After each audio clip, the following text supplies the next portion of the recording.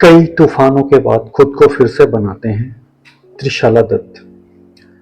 वो सिर्फ 1 साल की थी जब उसकी मां के दिमाग में ट्यूमर मिला। वो 8 साल की थी जब मां हमेशा के लिए चली गई और उसके पिता हिंदुस्तान के सबसे चर्चित सितारों में से एक। लेकिन 5 साल की बेटी उन्हें पापा नहीं, अंकल कहकर बुलाती थी। एक तरफ शोहरत, दूसरी तरफ न्यूयॉर्क में अकेलेपन से जूझती एक बच्ची। आज वही बच्ची 38 साल की है, न्यूयॉर्क में साइकोथेरेपिस्ट है और जिन परेशानियों को इलाज करती है उनमें से एक नाम है नशे की लत। वही लत जिसने कभी उसके पिता संजय दत्त की जिंदगी के 9 साल छीन लिए थे। उस बेटी का नाम है त्रिशाला दत्त। नमस्कार, मैं हूं चंदन स्वप्निल। आज के मेरे हिस्से के किस्से में मैं आपको सुनाऊंगा संजय दत्त और उनकी पहली पत्नी ऋचा शर्मा की बेटी त्रिशाला दत्त की दास्तां। त्रिशाला ने हाल ही में एक इंटरव्यू में अपने बारे में खुलकर वो सारी बातचीत की जो आज तक इस दुनिया जहान के लोगों के सामने नहीं आ सकी थी। मां की बीमारी। 10 अगस्त 1988 को मुंबई में त्रिशाला का जन्म हुआ। मां थी अभिनेत्री ऋचा शर्मा। लेकिन त्रिशाला भी 1 साल की हुई थी कि ऋचा के दिमाग में ब्रेन ट्यूमर मिला। अगले 7 साल बीमारी से लड़ते हुए बीते और दिसंबर 1996 में ऋचा शर्मा सिर्फ 32 साल की उम्र में चल बसी। त्रिशाला तब 8 साल की थी, यानी उसने मां को कभी सेहतमंद देखा ही नहीं। पिता से दूरी। मां के जाने के बाद त्रिशाला न्यूयॉर्क में नाना नानी के साथ रहने लगी। पिता संजय दत्त भारत और अमेरिका के बीच आते जाते रहे। त्रिशाला आज भी इस दूरी को शिकायत की तरह नहीं बताती, लेकिन उनके बचपन की एक तस्वीर बहुत कुछ कहती है। संजय दत्त को पता चला था कि उनकी बेटी उन्हें डैड नहीं, अंकल कहती है। संजय दत्त ने कहा था, अगर मैं आसपास नहीं हूं तो क्या मेरी बेटी के मन में मेरी याद जिंदा रखना जरूरी नहीं। उन्होंने यह भी कहा था कि एक दिन जब त्रिशाला बड़ी होगी तो वो पूछेगी, मेरे पापा कहां हैं, और उस दिन वो उसके लिए मौजूद रहेंगे। न्यूयॉर्क का बचपन। लेकिन त्रिशाला का बचपन आसान नहीं था। छोटी उम्र में उन्हें भारतीय होने को लेकर ताने सुनने पड़े। मां की मौत का गम, फिर स्कूल में शरीर को लेकर ताने, और हाई स्कूल में जब लोगों को पता चला कि वो किसकी बेटी हैं तो मुश्किलें और बढ़ गईं। त्रिशाला ने बाद में कहा, मेरे पास टेक लगाने को कोई नहीं था। काश छोटी उम्र में मेरे पास बात करने के लिए कोई होता। शायद यही एक वाक्य उसकी जिंदगी की दिशा तय करने वाला था। पिता का अतीत।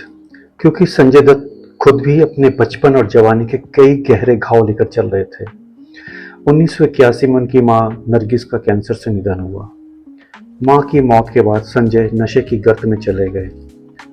बाद में संजय की जिंदगी के करीब 9 साल नशे में गुजर गए। सुनील दत्त उन्हें इलाज के लिए अमेरिका ले गए और एक दिन सुनील दत्त साहब ने संजय बाबा को नरगिस की आवाज के कुछ पुराने टेप दिए। संजय बाबा ने टेप चलाया। कमरे में मां की आवाज गूंजी और वो फूट फूट कर रो पड़े। उन्होंने बाद में कहा, उन्हें लगा जैसे उन्होंने पहली बार अपनी मां के मरने का शोक मनाया हो। एक आवाज ने 3 साल से बंद पड़ा ताला खोल दिया था। एक पीढ़ी का दर्द। अब जरा सोचिए, एक तरफ वो बेटा जिसने अपनी मां के गम को समझने में सालों लगा दिए, और दूसरी तरफ उसकी बेटी जिसने सिर्फ 8 साल की उम्र में अपनी मां को खो दिया। फर्क बस इतना था, संजय के पास अपनी मां की आवाज थी, त्रिशाला के पास कोई ऐसा सहारा नहीं था। ये किसी पर इल्जाम नहीं, ये उस दर्द की कहानी है जो कभी कभी एक पीढ़ी से दूसरी पीढ़ी तक चला जाता है। जिसे खुद संभलना नहीं सिखाया गया, वो अपने बच्चे को कैसे संभाले। अपने लिए रास्ता। त्रिशाला ने पहले क्रिमिनल जस्टिस की पढ़ाई की, फिर मनोविज्ञान की तरफ आई और आज वो साइकोथेरेपिस्ट हैं। चिंता, डिप्रेशन, रिश्तों की परेशानियां और नशे की लत पर काम करती हैं। विडंबना देखिए, जिस नशे ने उनके पिता की जिंदगी के साल छीन लिए, आज वही उनकी प्रोफेशनल दुनिया का हिस्सा है। साल 2019 सबसे बड़ा निजी तूफान। त्रिशाला ने अपने जीवन साथी बनने वाले बॉयफ्रेंड को खो दिया।